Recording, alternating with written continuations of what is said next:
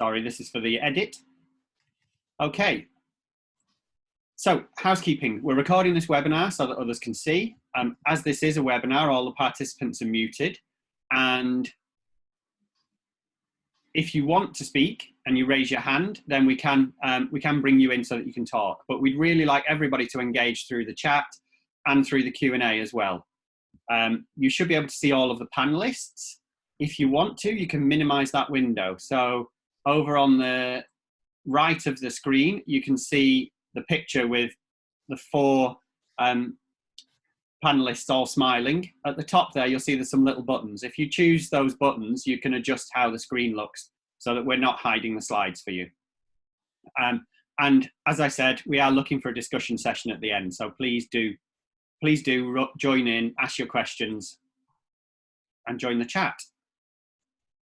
So, introducing our team very briefly. For those who've been on these calls in previous weeks, you'll be getting to know us now. We'll be like old friends. In the top corner, we have Leslie Parsons. Unfortunately, she's not on the call today. She's got another project she's got to work on. And then you have me, Ant Parsons. I'm a director at ALP Synergy Limited, and I've been working on water and water quality over the last 20 plus years. And that's an image of myself and some of the other panelists on the River Murthy in Mumbai last September. And next to Ant is my colleague John Bryden, who you'll be meeting in 2 weeks' time. And myself at the end there, Nathalie Gilbert. We're from Thames 21.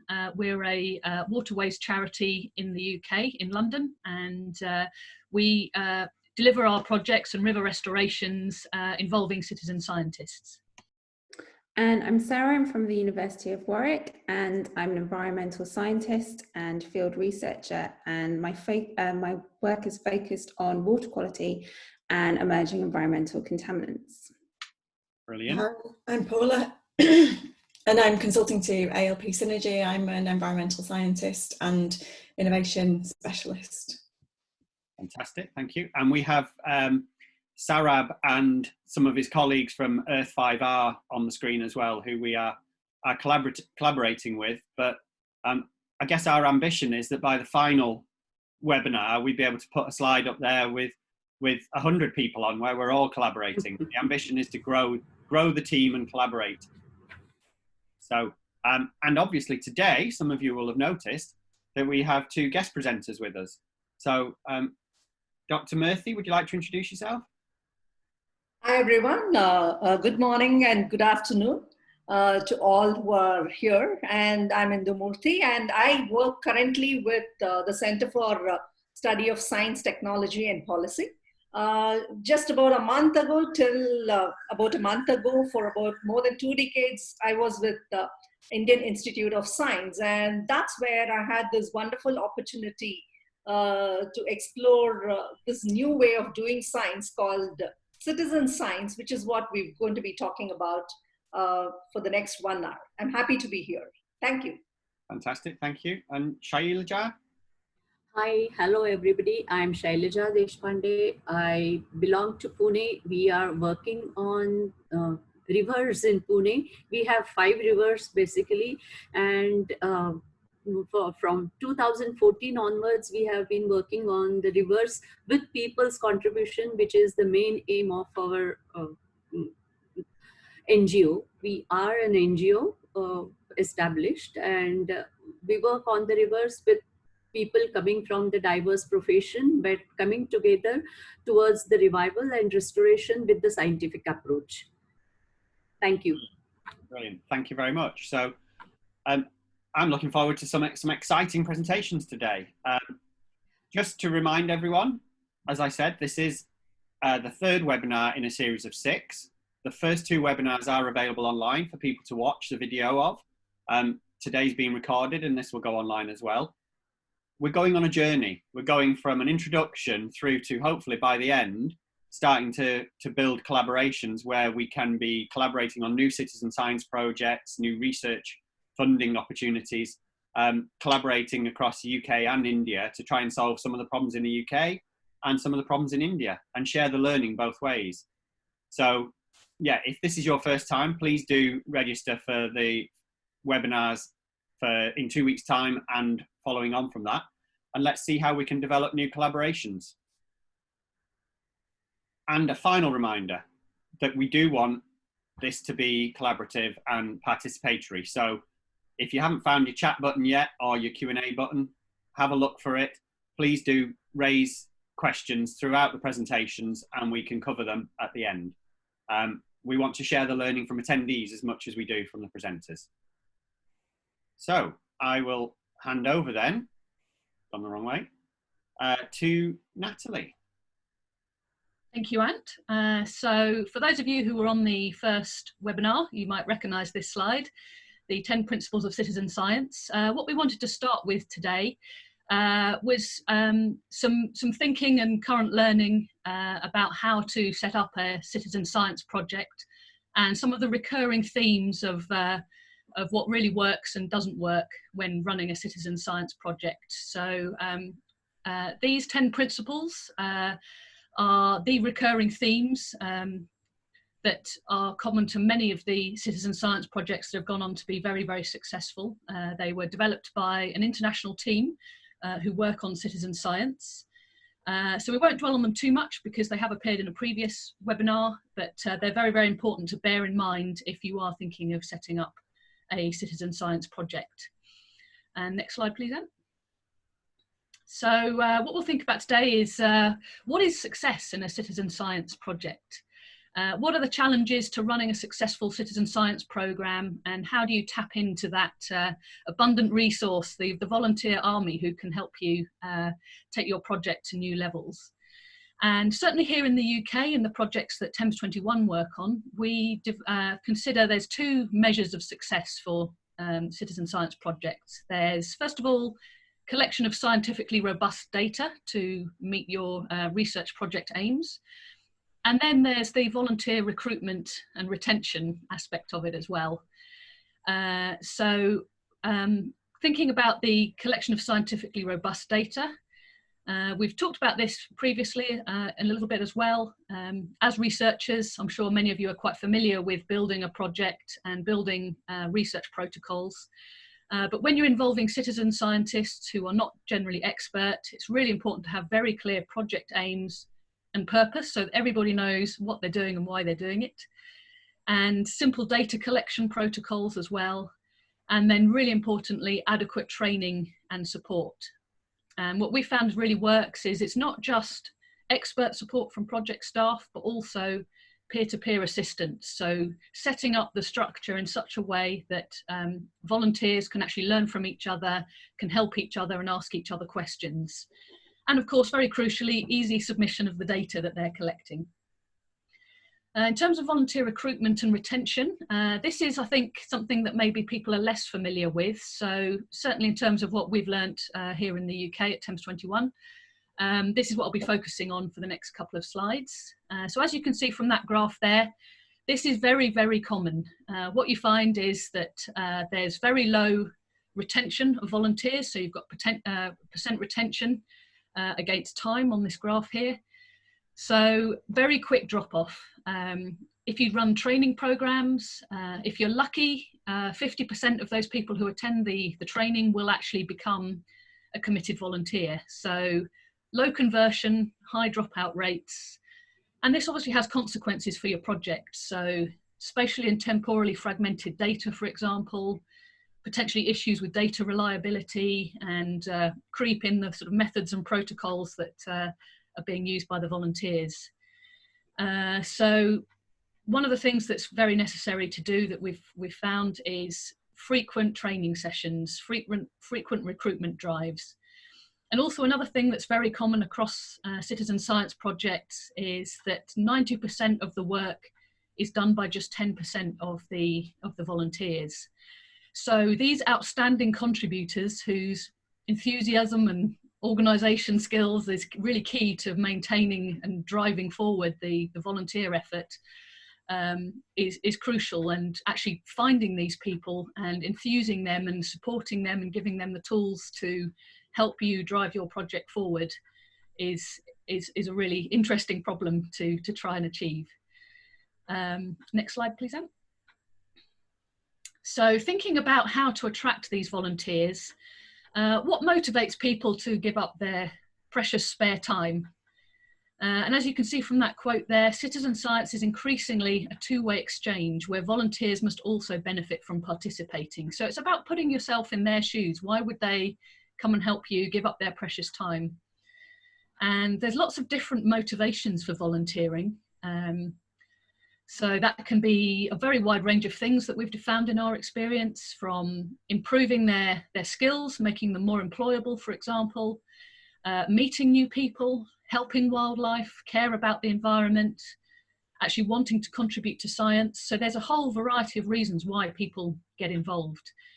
And actually why they get involved and then why they stay involved are often two different things. So actually understanding that transition and keeping their interest, making it work for them, building their trust, is what we call the volunteer journey. So how can you, once you've got them to come and learn about your program and maybe get some training, how to actually sustain their interest is really key as well. And the social aspects actually become very important. They might join for a variety of reasons, but actually they make friends, and there's a social aspect to it that really keeps people engaged. Next slide, please, Anne. So sustaining momentum and nurturing volunteer ownership actually can then result in a project that's bigger than it originally was. We've mentioned in previous webinars how some of our projects are actually still going, purely driven by volunteers. So the project ended, the budget's finished, people aren't actively working on the project anymore, but the volunteers are carrying it on. So there's still great work happening out there. There's legacy for the project, still data collection going on. And that's because the volunteers have been empowered to take ownership and drive it forward. So making the project attractive initially. So people like the idea, well, when we ask our volunteers why they've joined, being part of something bigger or making a difference is really important. Trust is important as well. So collaborating with well-known trusted authorities and institutions, people like to feel that if they're giving up their valuable time, that it's going to a good cause. There's something good that's going to come out of it. It's people they trust. They're not going to take those data and use it against the environment or lock it away behind a paywall that only experts can access, things like that. It's actually recognizing that the volunteers are part of the research committee, if you like. Clear project aims and outcomes. Yes, it's about managing expectations as well. Okay, you might not be saving the planet in one fell swoop, but what they're doing is really important and really going to help solve one little area, which can then lead to bigger outcomes. And there must, of course, be a clear benefit to the environment and also the volunteer, as we said, maybe learning new skills, making new friends, helping the environment, all of that sort of thing. And people like to feel valued. So at Thames 21, we put a lot of effort into training our volunteers and actually supporting them as well. They'll only go out and collect great data for you if they know what they're doing and they feel supported in what they're doing. So part of that is also feedback as well, sharing the data with them, discussing maybe project issues with them. Actually, their input can be really helpful in helping you drive it forward, and also help them realize that what they're doing is actually building to this bigger entity that's really making a difference. And then it comes back to recruiting the right people. These super contributors often are very passionate local people. So recruiting people locally to the catchment, locally to the area where you're working, actually often has better results than recruiting people who've got to travel from a long way or don't feel that local connection. Next slide, please, Anne.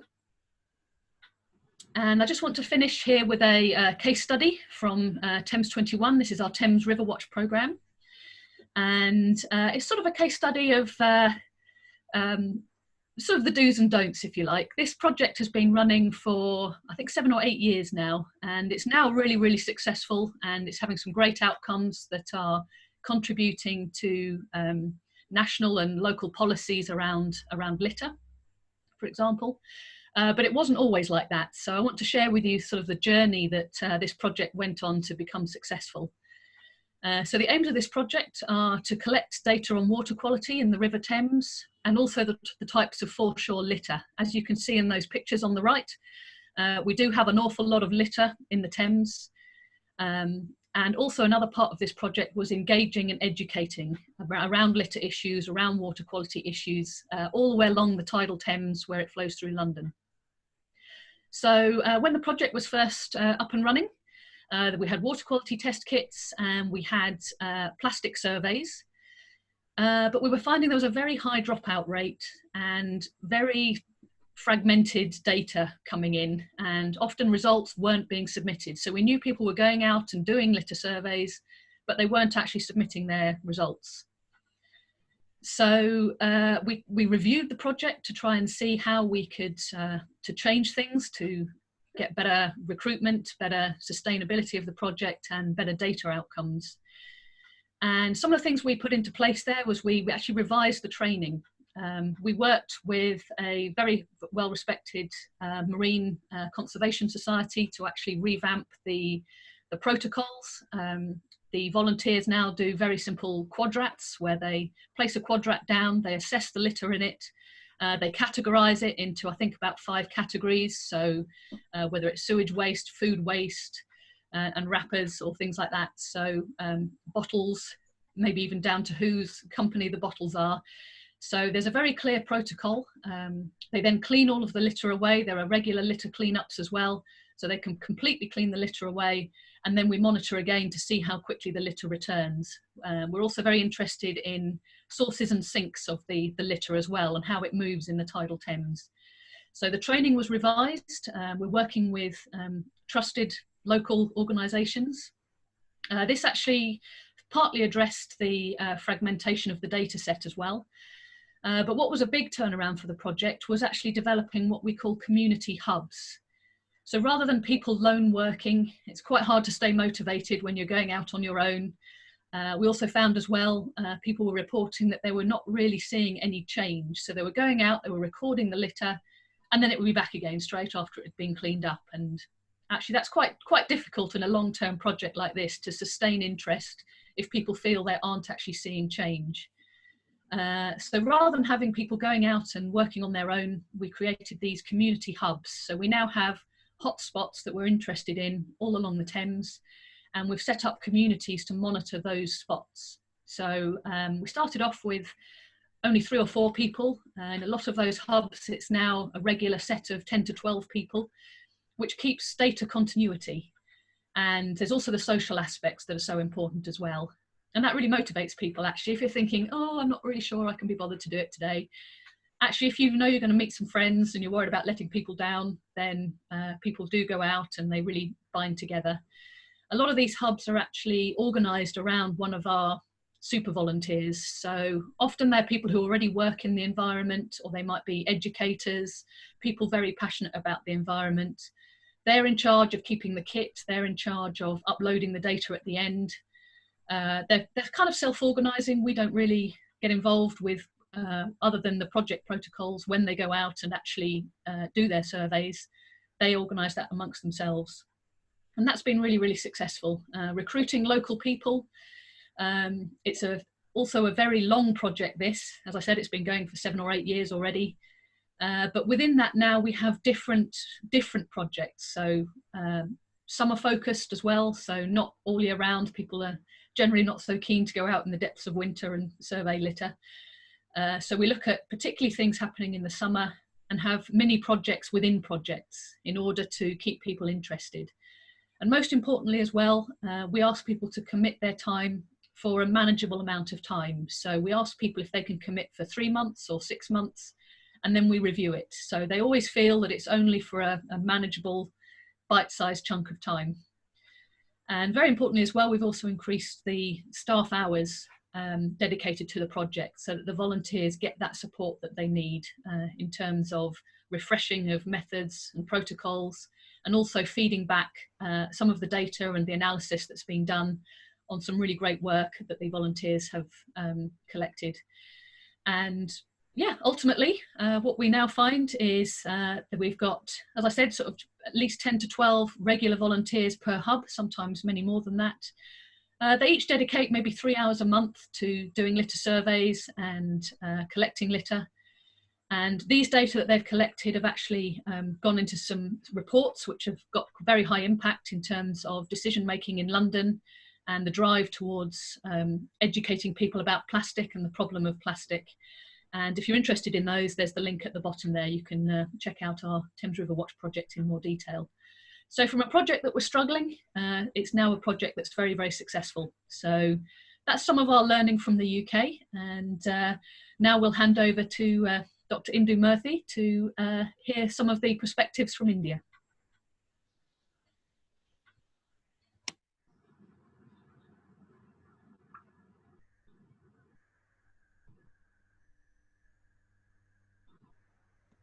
Hello, Indu, I think you're still muted.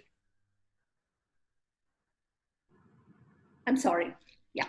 Hi, everyone, and thanks, Nathalie, and thank you, Ant. So as opposed to what Nathalie just presented, this model of citizen science that was followed for this forestry research is slightly different in a way, because we, for one, had some assured funding for a certain period of time, and also there was a regular inflow of volunteers coming in from one corporate body. So we will see what the model looks like.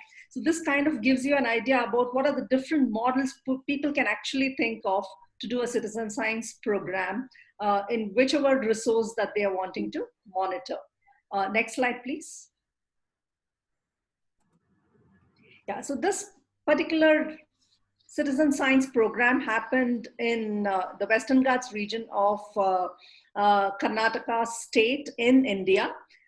Basically, this is a biodiversity hotspot and very rich in its biodiversity, and of course, a lot of important hydrological and watershed functions of this region, which is what kept us doing a lot of research even before the citizen science program started here in the region. So as Indian Institute of Science, being a premier research institute, we were doing forestry research in this particular region, even before the program was initiated. Next. So now what brought in this was what's called as the HSBC Climate Partnership, wherein the HSBC, the bank, actually kind of had put in a dedicated funding, and it had a tie-up with Earthwatch Institute in the UK. And through them, they had this model of citizen science program, which was going to be operational in 5 different regions. And as you can see, the first one was set up in Europe, following which North America, the Smithsonian Tropical Research Institute came up with a program there. And then in the Latin America, there was one, and then we started work in India. Following us, China also came up with this. So this was more like a global program with some set of protocols that were there. And of course, each of them had their own research focus, and each of the academic institutions that were involved in this partnership had their prime research focus in place. And this volunteering program that was proposed actually helped them generate information or enrich what they were already doing. Next one. So as you will see here, the collaboration basically was mooted involving Indian Institute of Science, which is the academic partner here, and then an international research NGO, which was the Earthwatch Institute, and the corporate body, HSBC. Now, what were the different roles here? Now, as I said, HSBC had a role of funding this thing and also sending us volunteers. Now, Earthwatch had put in a whole lot of questionnaires, and then these employees who were interested had to kind of fill in these questionnaires if they were interested, and they were screened. And out of several thousands, they were screened, and about 2,500 employees in the Asia Pacific region were actually selected for this particular program. And it was a 2-week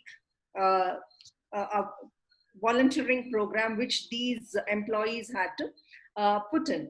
Now, here we were experimenting with the concept of actually utilizing non-traditional research staff. Traditionally, particularly science, it's always in the ivory towers. researchers do research in a certain manner, and you have these staff, project staff, field staff, everyone who is actually doing this work. Now, we were actually opening up through this particular program, and we became a part of a huge multi-location effort in these different countries, as you see here. So that's what was very unique in this particular program that was being actually implemented between the period 2009 and 2013. Next. Now, what were the objectives of research that Indian Institute of Science was doing? One was, of course, ecological monitoring for biodiversity, plant species, not the fauna, but just the flora. And of course, carbon sink estimation, because our group was working on impact of climate change on forest ecosystems. And we were also doing modeling, and which required some data from the tropical systems, because most of these models were developed for the temperate systems, and tropical systems are extremely diverse. So given that we wanted data from the ground, and it was just not one-time data, we had to monitor it for a long term to actually feed in this data into the models. And we had been doing this exercise even before this program began. So when I say carbon sinks, just to kind of give a perspective, whenever we talk about carbon emissions and sinks, now the beauty is forests are called sinks primarily because they actually capture the carbon, as opposed to all other sectors, be it industries, be it transport, which are emitters. You would actually kind of try and mitigate them. However, forest is also a mitigation option. Now, the beauty of the forest is that it can be an emitter as well. When you clear the forest, when there is deforestation, it could lead to a whole lot of emissions, but forest ecosystems will also be impacted by those emissions. And thirdly, they also provide an opportunity for creating sinks. Now, by capturing carbon through photosynthesis, that's the basic process. Now, whenever we say carbon sink, when you think of a forest, it's not just the lofty trees. There are a whole lot of mid-sized shrubs, and then you have these ground flora, the annual herbs that come in, and then of course, things that are not seen, for example, the root system, those also store carbon. And then you have the dead wood, the fallen logs that you would find in a forest when you walk through them, or the soil itself, and the litter, the leaf litter, or the reproductive parts of the trees which have fallen are also sinks of carbon. So all these different things have to be monitored whenever you're trying to do a carbon sink estimation. Now I'll walk you through how did we involve the volunteers in this process. Next. So as you will see here, basically we had these volunteers coming in teams of 10 to 12 people, because we were very clear that we wouldn't want a very large group which is unmanageable. And secondly, because it was forest monitoring, we required staff from our own end to actually support, or rather monitor what was being done, and also keep a stringent quality check in place, and also species identification becomes very important in a forest ecosystem. So we had volunteers of 10 to 12 coming in and spending 2 weeks of their time. So they were coming in batches. So they would get into the forest, and then identification of plants would be done by the scientists who were accompanying them. So now these teams of 12 are again split into groups of, into 3 different groups. So again, tasks were allocated. Now, as I said, each of these different carbon pools require monitoring in a certainly different manner. Now, the trees have to be measured, and then the herbs have to be counted. The litter has to be actually gathered, put together, and then weighed in the field, after which you take them back, dry it, and it's a process. Then you see here in these pictures, people doing these different activities, actually recording the data, even digging the soil, the ground for collecting soil samples to take back to the labs for us to analyze subsequently. And since this was a long-term monitoring exercise, because we were revisiting these plots we had to actually mark these trees. So geotagging happens only for the plot as such, but for the individual trees, as you will see in the last picture on the right bottom corner, you will see a metal tag on these trees and some paint on that. The paint is basically a unique number which is given as an ID to these trees in each of these plots. Now our plots were 1 hectare, that's 100 by 100 meter in size. Now we had 12 different plots like this, and we were monitoring, and we had these volunteers coming in and actually helping us do the monitoring and measuring and recording the data. Now, amongst the principles of citizen science that Nathalie walked us through, we did see that, you know, they need to kind of feel connected to it, and also feel or realize the utility of the information that's being collected. So how did we actually get them to understand that? Now, before coming in there, regarding the reasons for why they came in, it's quite interesting. Some people, when they actually volunteered, when they went through the questionnaires and filled in, they were actually thinking, you know, that's a good chance for them to get into the forest. I mean, people were thinking of it as a break from their desk jobs to begin with. But then they come in, and then the first day is mainly to kind of introduce them to the topics, in the sense, talk about climate change, the broader perspective, and then why it's important, and where do forests stand in the perspective of climate change. What are they doing? How are they impacted? What happens when you grow forests? So these were explained to them. And then we came into the monitoring, actually walking them through how do we go about estimating the biodiversity and the carbon. So then there is a demonstration, which is a half-a-day thing, and actually getting these people to try out measuring, digging, taking out samples, weighing. So that's an exercise which they do for half a day before actually getting into the plots which are meant for long-term monitoring.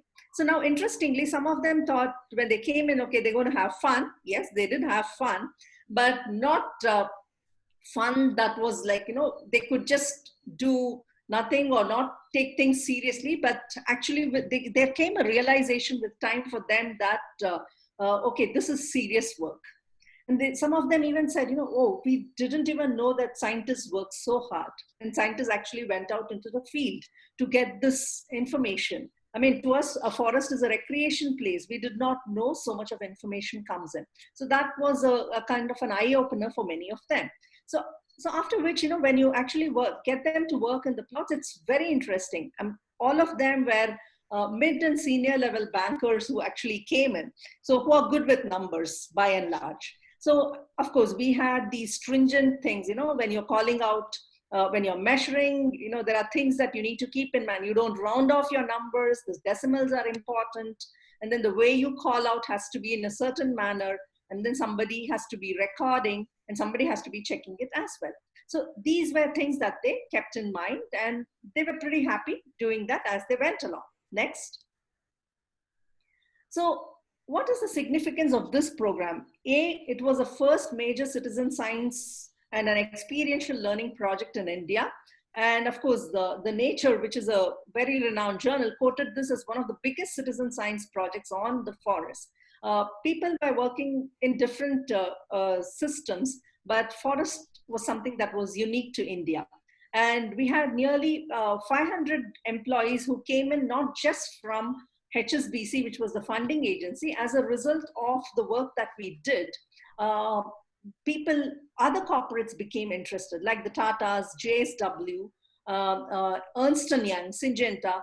They also came in for certain pilot projects. So corporates were getting interested in this kind of aspect of sending their staff for a volunteering work.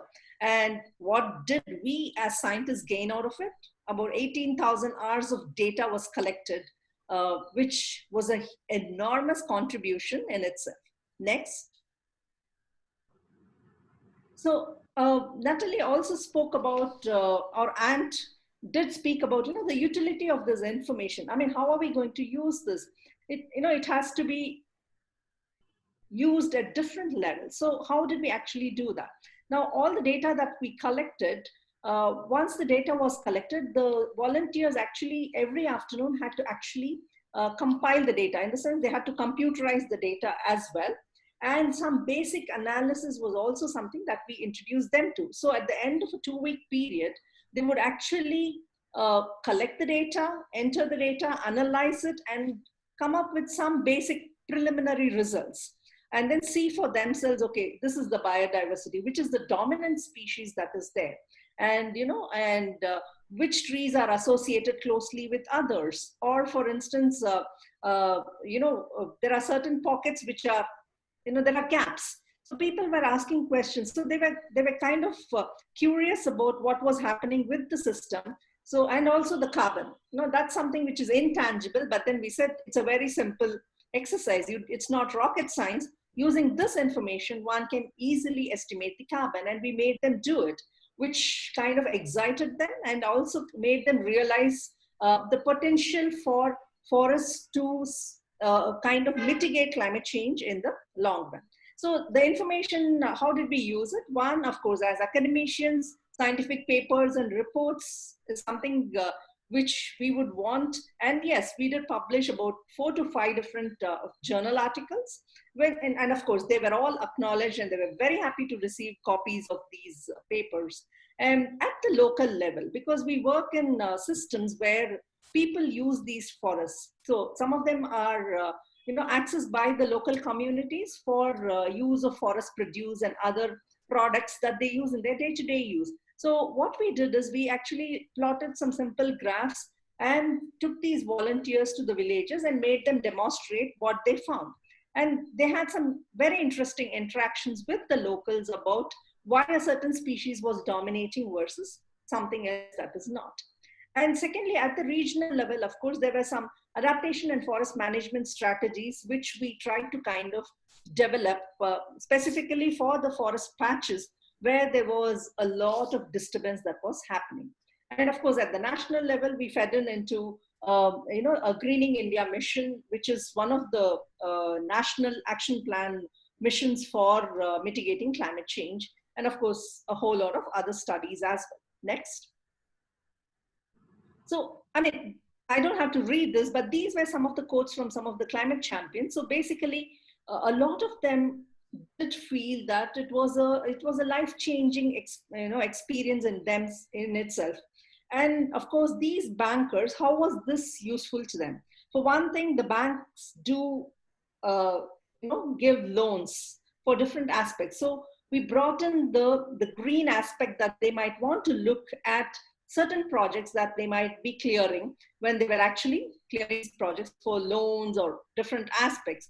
And of course, in their own individual lives, people could actually use this knowledge to kind of promote greening, plant trees, or even enlighten people around them. So people in general, most of them kind of went back saying that they were extremely enriched by this experience that they had during the 2-week period. Next. And of course, what becomes very important for scientists when you actually collect data through citizen science, the first question that comes whenever you present this data or put forth this data is how valid this data is. In the sense, what is the uncertainty? Is it robust enough? So obviously there is a need to validate the data that's actually collected by non-scientists, so to say.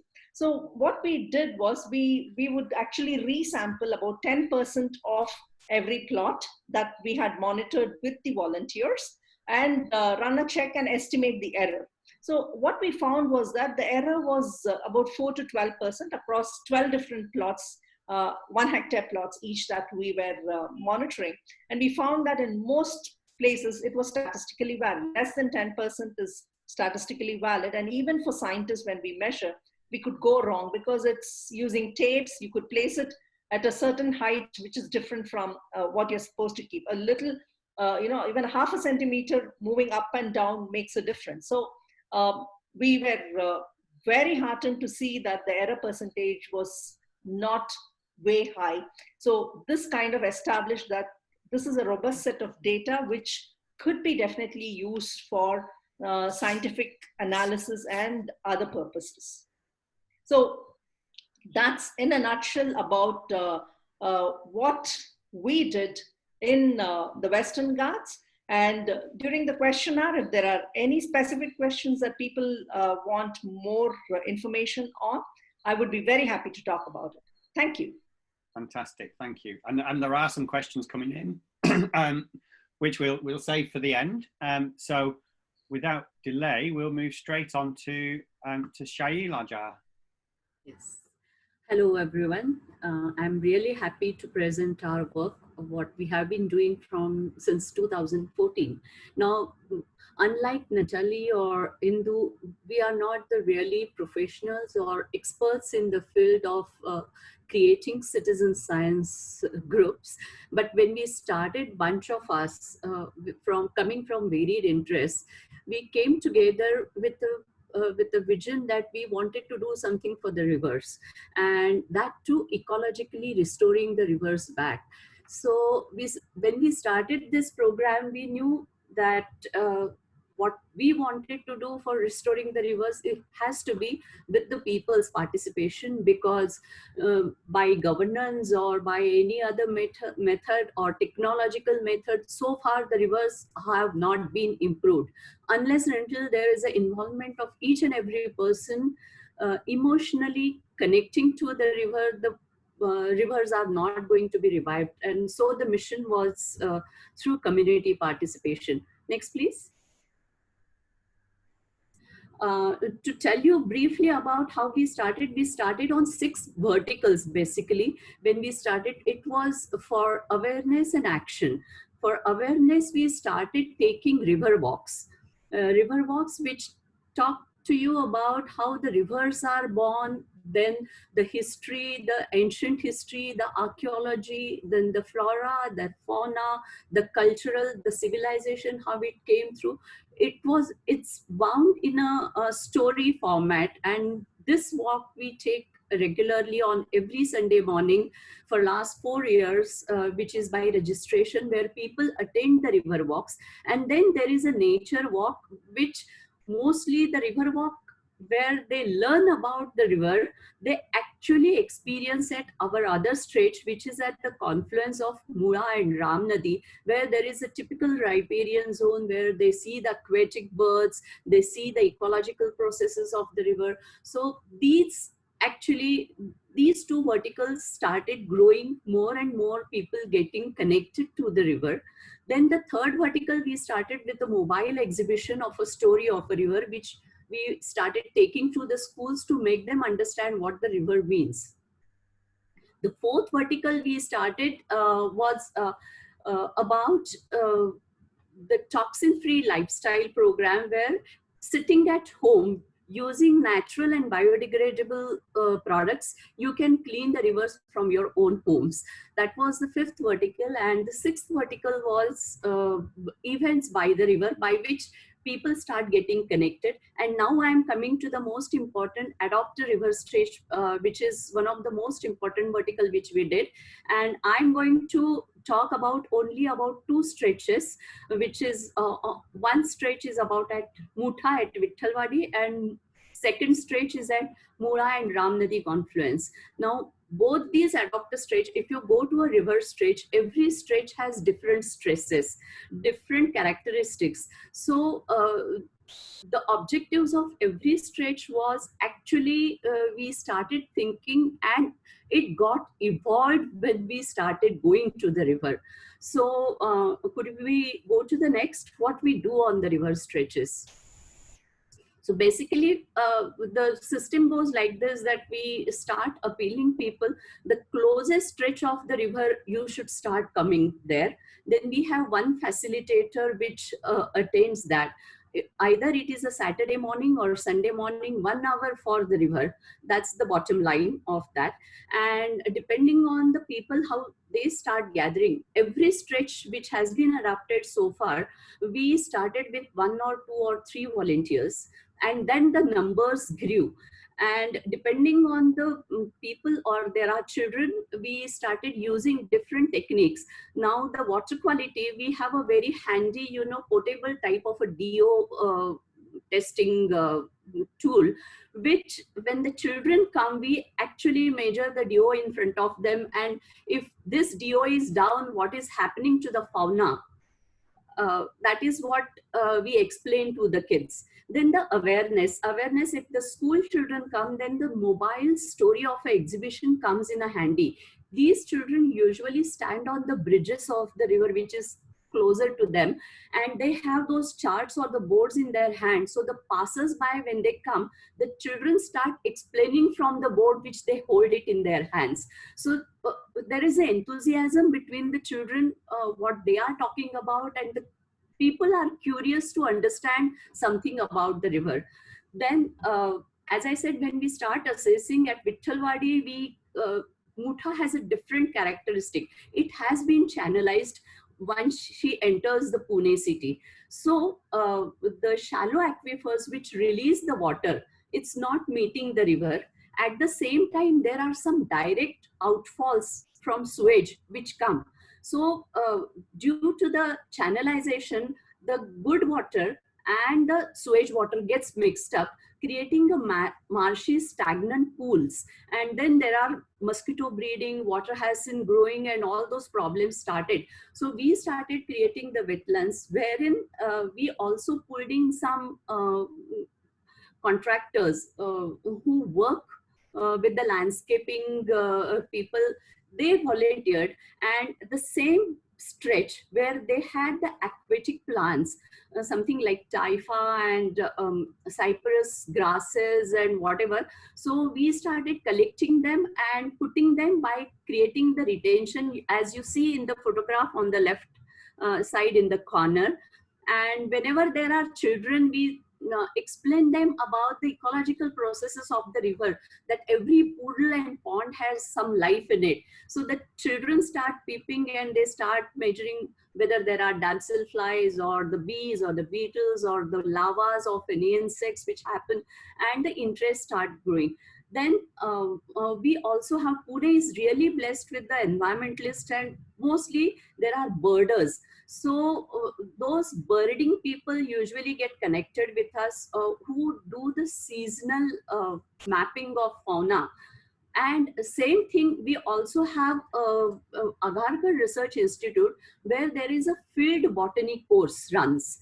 So these volunteers are not actually botanists, but they have learned the field botany, how to identify a plant or a shrub or a herb with the leaves and the structure of that. So we started mapping all these things along with all those people who are not really the researchers, but they know something about it, and started collecting the data. And another important is obviously the clean up the banks. You already have shown about the Thames River, which I don't need to explain you a bit. Could we go forward?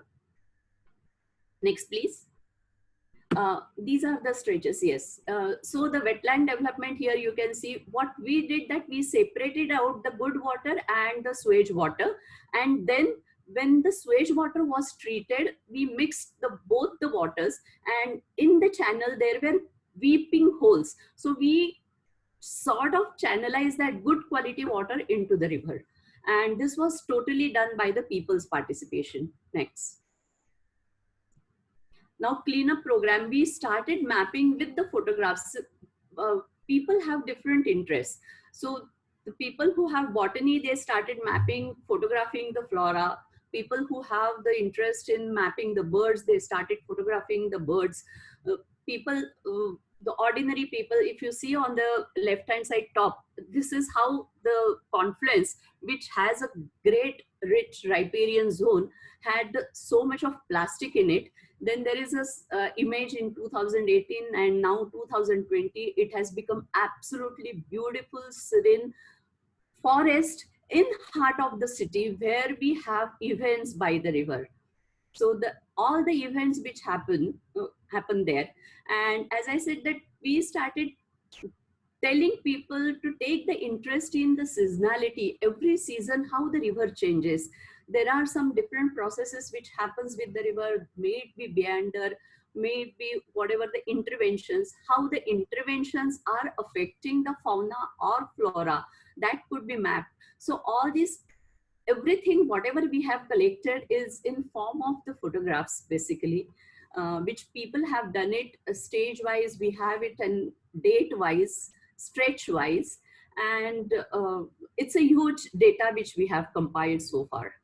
Next, please. As I said that they started understanding, and these are some peculiar species of riparian specific species, as well as the seasonal ground flora which comes there, and everything has some sort of a significance in any given ecosystem. So we also ask them to put it on the GPS tagging so that they know where the location was placed in doing that. Then while doing that, when we realize that the confluence has huge amount of trees and practically it is not possible, so we the way Indumati made the quadrats, ours are not so specific quadrats, but we worked into the teams, divided the teams into different batches and started mapping the trees on the Google, where we gave the legends. Now we also have some architects and people who know Google mapping. So they took the challenge of creating those legends, and very simple way, the tamarind tree will have a number 1, the ficus tree will have number 2, something like that. We created a system, and this is how the trees have been mapped. These many have been mapped, and the rest which you can see is still remaining, which will happen probably after the COVID. I don't know when we will start. Next, please. Next. Similarly, the previous one. The way we did the mapping of the trees, we also created the zones, because there are disturbed zones. Then the banks, since it is a confluence, you can see Mura on the left side and Ram Nadi meandering and meeting her. So every bank has a different vegetation growing, soil deposition, silt coming, and type of solid waste which comes into the river, because every river is bringing something different. And objective of this stretch is basically to protect this forest or the riparian zone, and also monitor the water quality. So far we have not been able to do, because water quality monitoring needs some sort of funding if you take it to the test labs, and that we were not able to do. So we are more or less mapping the ecological indicators, which actually show us the type of water which is there into the rivers. Like we have a crinum viviparum, which shows that that area water quality might be bit better than the other part of the river, where the water hyacinth grows with the ecological process, where there are stagnant pools are formed and the sewage water enters into that location. So we have mapped those ecological indicators, and we are looking for water quality monitoring, which we can, you know, really say how to protect this part of a forest which is in the heart of the city, but at the same time which is supporting the river in some way or the other. Unless and until it is established scientifically, we cannot protect this patch. For Vithalwadi, as I said, it was a different way, that we wanted to separate out the sewage water from the spring water, natural spring water, and then collect the good water and release it into the river. So every stretch brings us different challenge, and we usually go through the process for first 2 months. We observe it, and then we start working how to go about on that stretch. Next, please. Wow, that was fantastic. Yeah, I can see we've got lots of questions. I know we've overrun in terms of time. We've still got a few minutes, but hopefully our attendees are inquisitive enough to be able to stay for another 5 to 10 minutes so that we can cover some questions. But there was so much content there from both Indu and Shailaja. So that's been brilliant. Thank you very much for sharing all of that. Thank you. Thank you. So Paula, I think you've probably been having a look at the questions. Are you I have. So there are 2 questions for Indu and the final question for Shailaja. Perhaps you could look at the questions in the question and answer. Yeah, so questions then. So open. Indu, are you okay to answer the question on how we motivate such a huge scale response from people like HSBC? Right. Yes, I mean, it is a challenge in itself. So for getting such a huge response, the biggest challenge, especially with the corporates, was having their staff away for a certain period of time, a week or a 10-day period, which is completely removed from their site of operations. A lot of the pilots we held subsequently gave us this thing that, you know, they would want us to do these volunteering programs where they had their offices or their industrial plants, which is close to where they are. So which means their employees are close to work as well. But however, that doesn't work well because we have our own ongoing research projects, and we were looking for, rather this kind of adds value and information to what we were doing. So yes, it's a challenge. It's not really easy to get, I mean, motivation exists, but there are challenges in getting them to work on them. And the other question is talking about, if there were any other such programs after this thing happened. Not at this scale, at least not to my knowledge. But however, a water monitoring program is something that's been happening even in India, like Shailaja discussed. There are a whole lot of other groups also. Earthwatch India itself has been running a whole lot of such programs. And I myself, out of my own interest, has been doing, or rather, I was doing an urban tree monitoring program. So it was open to public students, college students, school students, who would kind of volunteer and then spend a day with me, trying to look at the flora and then actually monitor them. So I think that's my response to the 2 questions. Thank you. And on the 28th, in 2 weeks' time, we'll be spending more time on the benefits to business of citizen science. And that's about attracting corporate funding into research. So a key point that I've drawn out from you is if we can move forwards to designing research projects that are near to where the employees are based, it may be a more attractive proposition. Yes. Thank you. And Shailaja, I mistakenly said that I would answer this question live. I don't know how I did that, but a question from Kanari. What are the list of parameters monitored using field tests? And it's moving. Were algal blooms also monitored using the citizen science approach? And if yes, how? No, I didn't. Could you just come again, because I'm not able to see. If you open the Q&A, it's the question at the top. It says, what are the list of parameters monitored using field testing kits?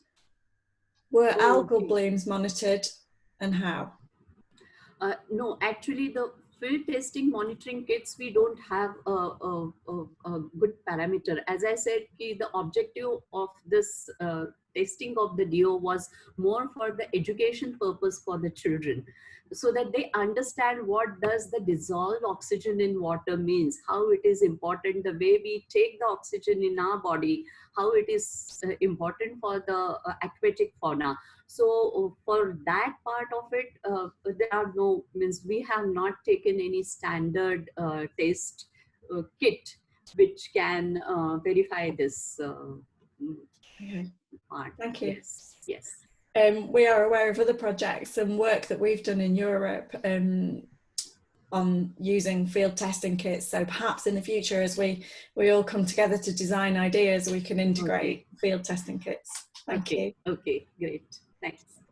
And we have another question to all panelists, so any of us could answer. Do you see the application of Earth observation, meaning remote sensing, for citizen science projects, especially with regard to pollution in rivers? Who would like to answer that question, panelists? It's Natalie here. I'll come in on this. Absolutely. I think that particularly now it's very exciting because there's a whole new range of tools out there which we can deploy in ways that we see fit with the use of citizens. So absolutely, remote sensing has got its uses, from looking at how green the catchment is, for example, which might indicate the nutrient content. Even things such as deforestation and the impact of sediment coming into the catchment. So yes, it could potentially be a very powerful tool. And the advantage is you don't actually need to go into the field for it. You can deploy an army of people based at their desks on their computers. So not all citizen scientists want to get out into the field. Not all of them are interested in data collection in the field. There's a lot of people out there with expertise in computers and tech. So yeah, let's harness them and do great things with it. Thanks for answering that, Natalie. I noticed also there was a question earlier on about the age group of your volunteers. Could you answer that for us? Yes, so I meant to say during the presentation, actually, this methodology for categorising plastic, which we then collect and recycle, I think has got great potential for use in India as well. So hopefully it's got some people thinking. The age range of our volunteers on that project is really varied. It's anything from students up to retired people. We also get families with their children coming down as well. It's a very simple methodology. Counting plastic, so anyone can get involved, including people who just drop by. What are you doing? How can we help? So we do get recruitment actually on the foreshore as well, just from people seeing it in process. But yes, the people who actually man the hubs tend to be between the ages of student and retired, so anyone can get involved. I had a question that we may need to answer in future webinars, and it was around, I've noticed from all of your presentations that you've had to be adaptable and learn about what is working in terms of the data collection and experimental methodology. You've had to learn what's been working for the citizen scientists, and you've had to use that learning to adapt. And that left me with a question about whether it was common to allow the improvement and enhancement of experimental data collection design in research projects, whether the adaptation is even permitted in research projects, and how, if not, it could be designed to be included in research projects in the future. I'm not sure whether we can answer that now. Does anybody have a very brief answer to that?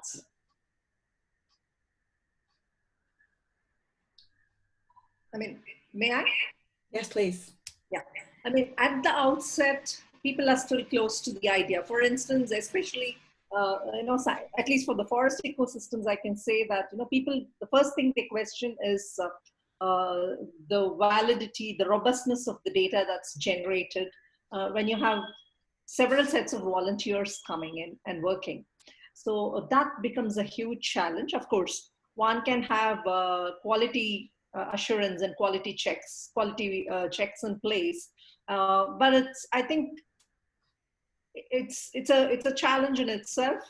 But I'm yet to see where a research project has used citizen science as one of the components for generating information, and it would be extremely exciting to actually try and see if we could collaborate to get certain projects in place with this kind of a focus. It's something for us to keep attention. Yes. Keep paying attention to. Thank you very much. That's everything, I think, from the questions. Oh, there's another. Some sharing of contact details there, I think, Paula. There's some sharing of contact details going on, I think, in the chat. Right. So what happens next, Ant? So based on time then, very quickly, just highlighting that there are future webinars. We will email out everyone with the registration details for the next webinar. We have some questions that we were going to pose, but I think we really haven't got the time. But I think the presenters today started to connect in citizen science, research, and business. So we'd like our participants to be thinking about business, ready for the next webinar in 2 weeks' time. So, as I say, this is the end of the webinar for today. We've overrun slightly, but that's because we've had some amazing content. So I'm not going to apologize for that. we will be back. We have next week without a webinar. We have a break, but then in 2 weeks' time, we have a webinar on the value of river research and citizen science to businesses. So the 28th of May at 9 AM UK time. If you want to contribute to that, please do get in touch with us. Leslie's email address is on there, but you will all have my email address and others as well from the registration process. And as I say, we will be sending you out a link to provide your feedback. And the feedback is really important to us, helps us to make sure that we're hitting the mark and we're moving in the right direction. So thank you very much to everyone that's joined the webinar today. Thank you so much to Shailaja and to Dr. Indu for sharing your experience. And I can definitely see opportunities for collaboration and connection in the future. Thank you. So if people think that they may have content that they'd like to share for the next webinar around the value for businesses and therefore the value for us and research and changing and improving environments from businesses, then please feel free to get in touch and make a suggestion. Okay. Thank you, Paula. Thank you to everyone. Thank you to the attendees. Thank you again to the panelists. Good day to all of you. And we will end the webinar there. Thank you. Goodbye, everyone. Thank you. Bye, everybody. Thank you. Bye-bye. Bye-bye.